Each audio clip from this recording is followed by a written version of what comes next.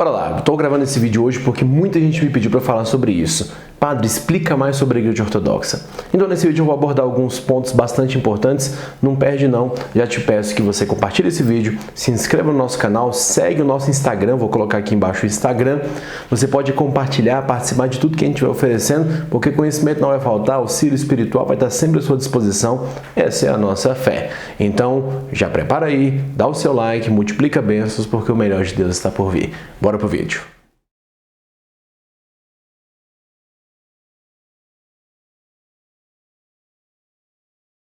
Bora seguir, outro assunto que as pessoas me perguntam bastante. Qual é o papel das mulheres na Igreja Ortodoxa?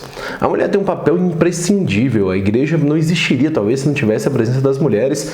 Haja vista que a maior parte das frequentadoras das igrejas são mulheres. Mas vamos entender uma coisa sobre a estrutura sacerdotal. Não existem mulheres padres. Não existem mulheres que tenham sacerdócio na Igreja Ortodoxa.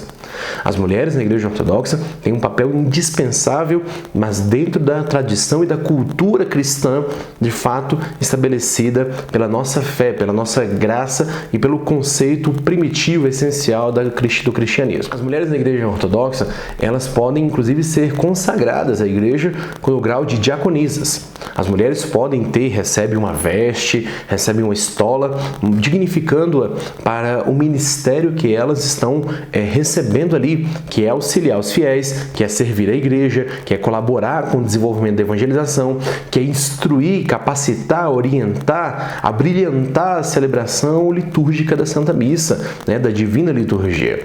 Muito embora as mulheres não possam subir no altar. Por quê? O altar, desde a cultura antiga judaica, é reservado somente para os homens, porque é considerado o lugar da habitação do sacerdócio que foi concedido somente aos homens. Não caia no erro de pensar que isso diminui o papel da mulher ou torna ela inferior ao homem. Muito pelo contrário, cada pessoa possui a sua função, cada pessoa possui a sua influência e o seu papel dentro de uma igreja. Então, o sacerdócio é para os homens, o padre existe na qualidade de sacerdote, igual a qualquer outro ser humano. Quando existe um padre, não é que ele é melhor do que ninguém. O padre tem uma missão específica, assim como você tem a sua missão, assim como outra pessoa possui a missão dela. Então as mulheres não possuem o sacerdócio na Igreja Ortodoxa pelo próprio fundamento da fé, desde o início do cristianismo. Não é questão de machismo, não é questão de preconceito. As diaconisas na Igreja Ortodoxa possuem o mesmo grau e a mesma autoridade que os subdiáconos, seja o diácono cantor, o leitor ou o arfediácono. A partir do grau do diácono evangelista, ele já é sacerdote também, ele já possui a sucessão apostólica, então já não é mais facultativa a sua presença e a sua participação na igreja. Então as mulheres na Igreja Ortodoxa possuem um papel fundamental, mas dentro dos limites que a fé original, a fé ortodoxa, coloca para cada um de nós. Assim, de fato, nós não devemos desconstituir o valor e importância feminina na igreja porque ela não exerce uma função igual à do homem, mas tendo um papel e uma função fundamental, pode ter um momento de orações. As mulheres da Igreja Ortodoxa, se descobrirem celibatárias e com condições de se manterem castas, elas podem se tornar monjas, desde que cumpram os requisitos da igreja. As diaconisas não precisam ser solteiras, elas podem ser casadas também, mas as monjas obrigatoriamente devem ser solteiras. As mulheres podem ter um momento de oração, podem fazer grupos de oração, podem ir visitar famílias, podem abençoar as casas levando a palavra de Deus dentro do limite que o seu ministério é confiado. Sem preconceito, sem bobagem, sem qualquer diminuição, porque muitas vezes quando nós queremos defender demais uma causa, queremos defender demais uma ideia de equiparação, nós acabamos diminuindo o valor de uma pessoa que já existe para tantas outras coisas. Então cada um possui a sua missão, cada um possui o seu valor.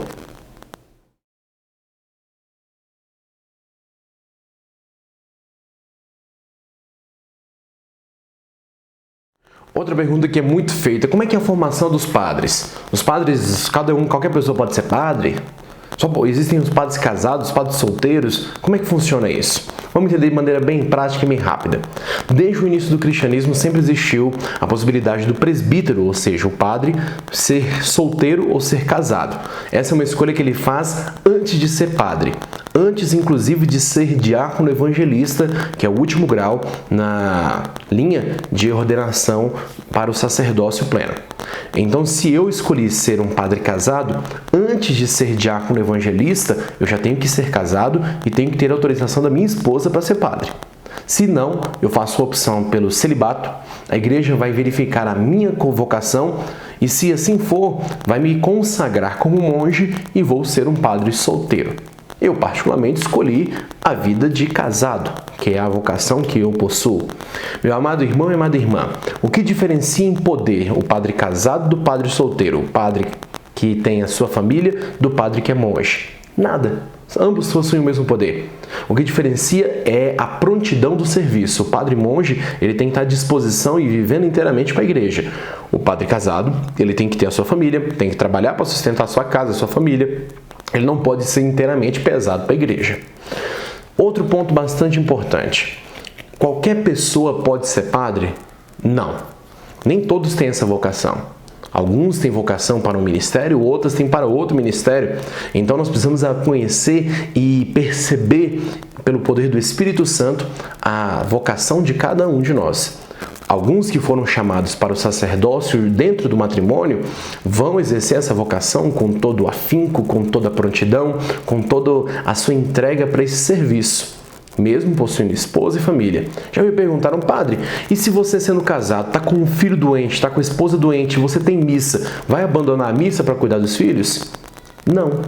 Se não houver a possibilidade de ter um substituto, ou então se o caso for de dedicação extrema, o padre tem que discernir que a sua primeira missão está com a igreja, está no ministério de Cristo. Lógico que ele não precisa agir de maneira desumana, existem possibilidades, meios para tudo. Mas, se havendo uma impossibilidade, sempre se preza pelo serviço à igreja, até porque nós temos fé e a nossa fé vai nos indicar que nós devemos crer que, pela graça de Deus, todas as coisas vão se ajustar e vão ser resolvidas. Qual é o caminho de formação do sacerdócio? O fiel que deseja entrar para a ordem sagrada, participar do ministério religioso, da ordem sacerdotal, ele vai descobrir a sua vocação pouco a pouco. Ele vai ter que estudar a teologia da Igreja Ortodoxa, vai ter que ter conhecimento bíblico, vai ter que ter discernimento, aulas de filosofia, de discernimento, de compreensão antropológica, e para que possa concluir toda a sua formação, é necessário também que ele aprenda por completo a liturgia da igreja. O padre ortodoxo, ele passa por 5 ordenações até ser padre. Primeiro, ele vai vestir uma túnica branca, eu vou tentar colocar essa ilustração aqui, que é o diácono cantor. Segundo, ele vai ter o paramento do diácono leitor, que é esse aqui, ele já veste uma estola. Terceiro, ele vai ter o paramento do afediácono, que é esse daqui, que já é o último grau do serviço subdiaconal, ou seja, são bênçãos apostólicas, mas não possui sucessão apostólica. O quarto ordenação que ele recebe é de diácono evangelista, que é quando ele já usa a estola assim, ele já possui sucessão apostólica. É equivalente ao diaconato na Igreja Católica Romana. Não tem mais volta, é um ministério que deve ser integral para a igreja também. Tem diáconos evangelistas que assim ficam para a vida inteira. Não desejam ser sacerdotes, não se tornam padres, então vão servir como diáconos evangelistas por toda a vida. E depois da ordenação de diácono evangelista, que deve acontecer pelo menos por 2 meses antes de ser padre, aí sim vem o sacerdote. Ele se torna sacerdote sendo ordenado numa celebração rica em detalhes, completa em dedicação, em inspiração espiritual, logicamente, para que ele possa viver e administrar o sacramento da ordem. Quais são os sacramentos que o sacerdote ortodoxo pode realizar? Todos os 6 primeiros sacramentos, à exceção da ordem. O padre ortodoxo ele não pode ordenar nenhum diácono, nenhum padre. A ordenação é somente para os bispos. Um padre casado não pode ser bispo em qualquer hipótese, a não ser que ele se torne viúvo. Aí, se ele se tornar viúvo, ele não pode se casar de novo. Essa é uma curiosidade bastante interessante, até de que todo padre casado reza sempre pela esposa, porque não pode casar de novo. E no caso dele se tornar viúvo e ele passar a igreja a recebê-lo para a vida monacal, aí sim ele pode vir a se tornar bispo, mas nunca vai ser arcebispo. Os padres que eram padres casados e se tornaram viúvos e passaram a ser monges, consequentemente vieram a ser bispos, não serão arcebispos, serão bispos apenas, estão no poder episcopal, logicamente, mas restrito na sua atuação e na condição de dirigente. Você vê por que na Igreja Ortodoxa a comunhão é servida na espécie do pão e não de uma hóstia, muito embora a hóstia também seja um tipo de pão. A Igreja Ortodoxa usa o pão fermentado, porque Jesus usou um pão fermentado também no momento da sua entrega, quando ele estabeleceu, quando ele criou a Sagrada Eucaristia. O fermento do pão, ele tem um símbolo do crescimento da fé, do desenvolvimento espiritual, do divino tomando conta do humano. O fermento, ele é como o símbolo do Deus misericordioso que apaga, elimina os pecados. Então, assim como Cristo usou o pão, independente de ser uma celebração grande ou pequena para muita ou pouca gente, também a Igreja Ortodoxa sempre vai usar o pão fermentado na Sagrada Eucaristia. E sempre é servida a comunhão nas duas espécies, o pão e o vinho, o corpo e o sangue de Cristo. Nunca se serve somente o pão, o corpo de Cristo, sempre os dois. A Igreja Ortodoxa acredita na transubstanciação, que é quando o pão e o vinho deixam de existir e se transformam em uma outra substância, que é o corpo e o sangue de Cristo.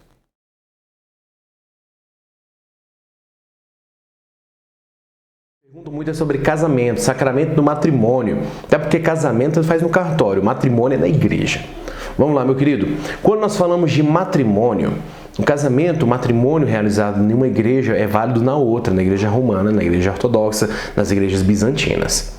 Se você tem dúvidas sobre as primeiras diferenças sobre a Igreja Ortodoxa e a Igreja Católica Romana, eu vou deixar aqui o link do vídeo anterior, para quem está assistindo pelo YouTube, do vídeo anterior que explica um pouco dessas diferenças. Se não, se você já assistindo pelo IGTV ou por qualquer outro meio, você procura lá no nosso canal no YouTube, tá lá? Coloca Padre Caio no YouTube que aparece lá o nosso canal, tem lá a diferença entre a Igreja Católica Romana e a Igreja Ortodoxa. Bom, o casamento na Igreja Ortodoxa, o sacramento do casamento na Igreja Síria Ortodoxa, o matrimônio, nós dizemos que ele é celebrado pelos noivos. O padre está ali intermediando para que aquilo tenha valor sacramental. Haja vista que é indispensável a presença do padre. Na Igreja Ortodoxa, só quem pode celebrar casamento é padre e bispo. Assim como o batismo também só pode ser celebrado por padre e bispo. Diáconos só celebram o batizado em casos emergenciais. Fique bem claro, diferentemente da Igreja Católica Romana. No casamento ortodoxo há um detalhe muito bonito que as pessoas questionam muito, porque é um rito muito completo, uma cerimônia muito detalhada que prioriza muito evidenciar o amor de Deus pelos homens, pela humanidade, assim como o amor de um pelo outro reflete o amor de Deus. Então, querido, é um momento chamado coroação dos noivos, que é a autoridade da igreja se revestindo aquele novo casal. O padre toma a coroa e anuncia a coroa divina, a coroa eterna, que Deus confere aos dignos ubentes. Coisa extraordinária. Tanto o homem quanto a mulher recebe uma coroa para relembrar a sua realeza, a sua filiação divina que existe ali. Então, é imprescindível que os noivos sejam coroados. Na celebração do casamento ortodoxo também, a troca das alianças, o cortejo pode ser feito. Então, é uma celebração muito rica, muito bonita, muito cheia de detalhes. Você pode conhecer.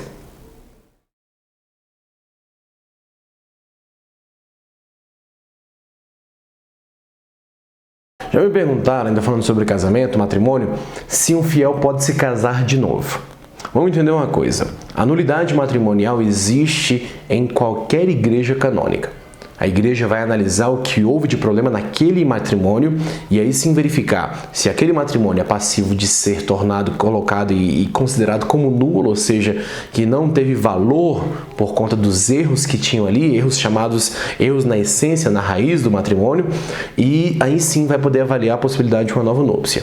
Mas também erros cometidos durante o matrimônio para nós ortodoxos são considerados como passivos de serem concedidas uma nova permissão para a vítima, para a parte que foi atingida pelo erro da outra parte, como uma nova oportunidade para um novo matrimônio. Traição, por exemplo, mas isso tudo passa por um processo de entendimento e avaliação. Muitas pessoas me perguntam, eu fui casado na igreja romana, eu posso casar na igreja ortodoxa? Somente se seu casamento for considerado nulo. Aí é necessário que você procure o padre que vai te orientar devidamente para isso. Não é porque você casou na igreja, você pode agora casar em outra, em outra, em outra, em outra. Não. O casamento que é feito na igreja ortodoxa vai ser aceito pela igreja romana e vice-versa. Então nós não podemos casar de novo alguém que já é casado, a não ser que tenha sido considerado e entendido como nulo aquele casamento anterior.